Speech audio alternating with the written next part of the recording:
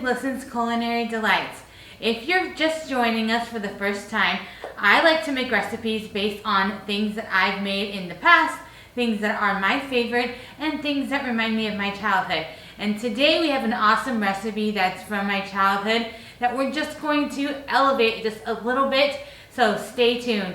If you haven't liked or subscribed to my channel, definitely do so now because we have some amazing videos and some more videos to come. So you can subscribe, check that alert bell, and get any notifications of any future videos.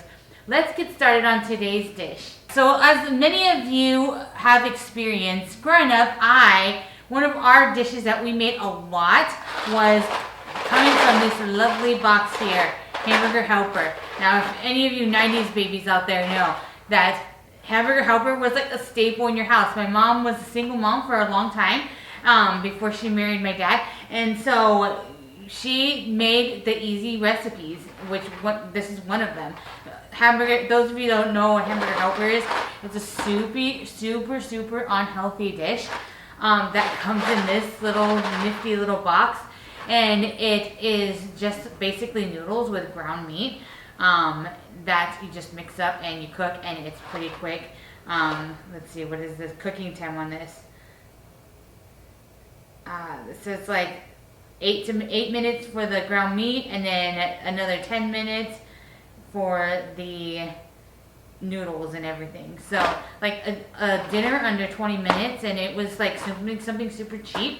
My mom would get it for like $1 at the grocery store, and it'd feed all of my siblings and her as well. So today we're going to take this nifty box recipe and we're going to elevate it a little bit and make it into a super fancy, super delicious pasta dish that resembles the Hamburger Helper but is way better. So I'm also going to make this too, so we can do a side-by-side comparison. So I'm going to make this, and I'm not going to really make this in front of you guys because it's really self-explanatory. It's just ground beef, water, milk, and then I cook it. So I'm going to make this, and then I will come right back to it after I'm done making this, and then we'll make our elevated version. So I have our Hamburger Helper, simple, nothing really to it other than the ground meat and the noodles.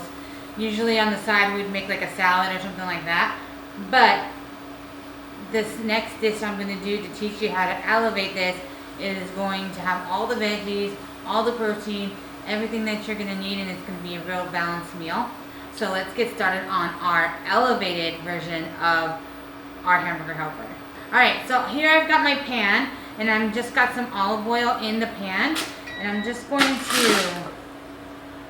switch that around just a little bit. And this is one of the veggies that we're going to have in our elevated Hamburger Helper. And I guess we could cut out the hamburger part because we're not going to use hamburger. But here I just have some baby bellas that I've just chopped up into thin slices. So I'm going to stick these into my pan. I'm just going to kind of brown them and get some of the liquid out of the mushrooms. And then I have a sprig of thyme that I'm just going to kind of take off the leaves and add that to my mushrooms. And then I'm going to add some salt and pepper. Spread that around to get all the seasonings all over. Alright, and so we're going to let this cook for about 5 minutes. We're going to try to get them brown on the outside and get rid of some of the juice that's inside of the mushrooms. We want them to be kind of crispy, but we don't want them to be super soft and like soggy. We want them to still be firm. Alright, those are looking good. So I'm going to take these out of the pan and set these aside, and we'll get started on the rest of our recipe. Okay, so next part of our recipe is we've got some shallots here that I'm just going to brown up in our pan. I'm going to put it in with just a little bit of drizzle of olive oil. Okay, we're just trying to get these onions just a little bit brown. We're just going to brown our onions just a tiny bit. Now you can use an onion or a shallot for this. I'm using shallots because we're elevating it, right? Alright, so now that we've got our onions nice and brown, I'm going to add in 2 cloves of garlic that has been minced, and then some seasonings. We just got some chili powder and some paprika, and you're going to stir all that together and cook it for another minute. Alright, so now that that is in there and it's been cooking for about a minute, you don't want it to cook longer because you don't want that garlic to burn. I'm going to add in our noodles, and then we've got some milk and some beef broth. So let's do our liquids first.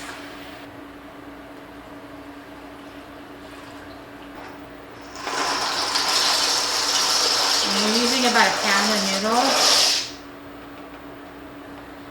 These ones that I'm using are just like the large elbow, sorry, not large elbow, large shells. So you're going to stir all that up so you can get the noodles all underneath that liquid. And then last but not least, I'm going to add just a tablespoon of ketchup.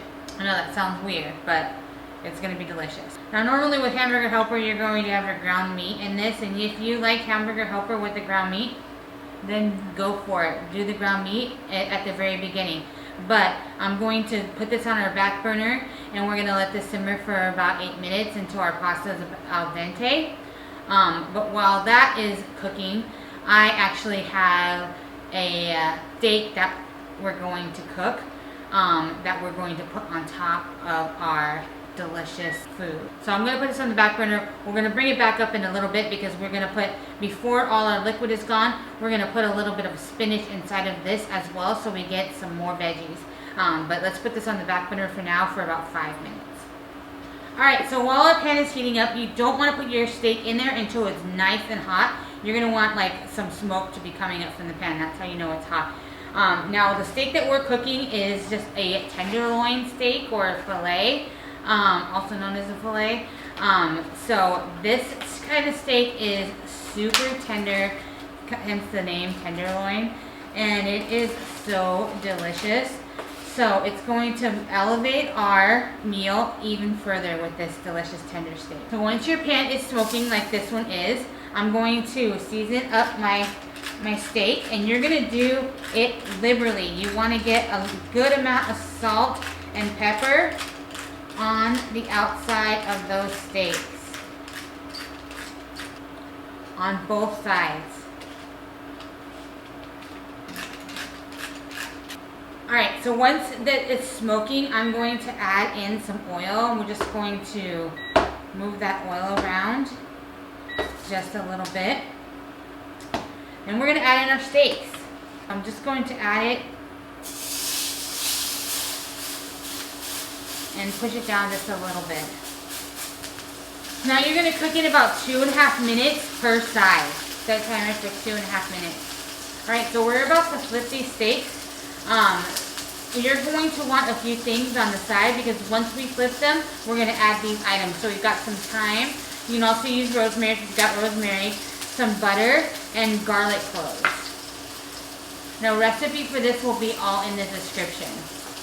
Alright, so we flipped it. Adding in our thyme, adding in our butter, and adding in our full garlic cloves. Alright, once our butter is melted, this is the fun part. So now we get to baste our steak with our butter and our garlic and our thyme. Oh, it smells so good. So you're just going to tilt it up just a little bit, and you're just going to baste your steak with those delicious ingredients.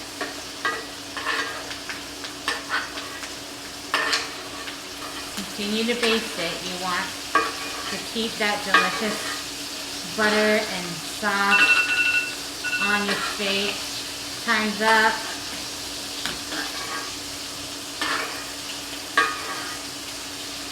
Alright. We're not quite done yet because we want our steaks to be medium to medium rare. So they're looking perfect on that side. So I'm just going to make sure that our sides are perfectly cooked and we're done. Yeah, touching those are perfect. Alright, so I'm going to place them on a rack because we are going to let our steak cool. Oh my gosh, guys.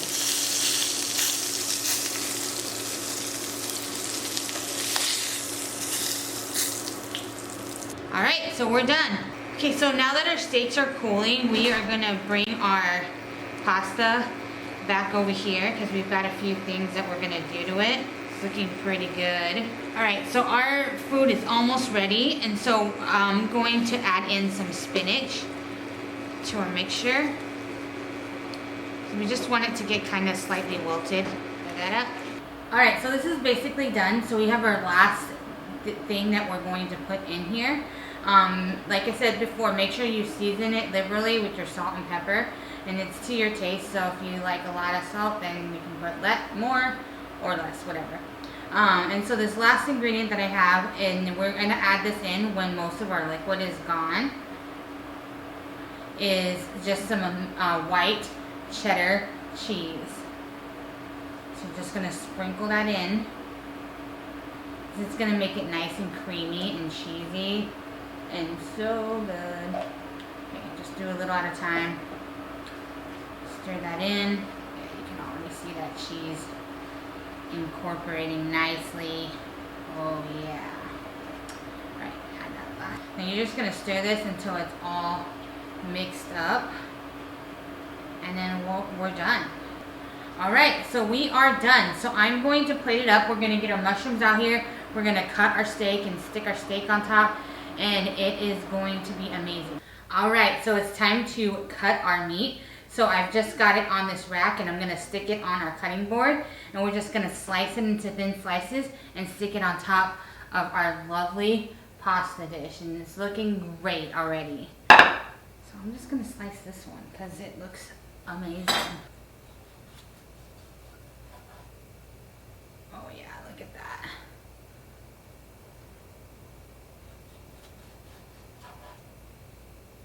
So good.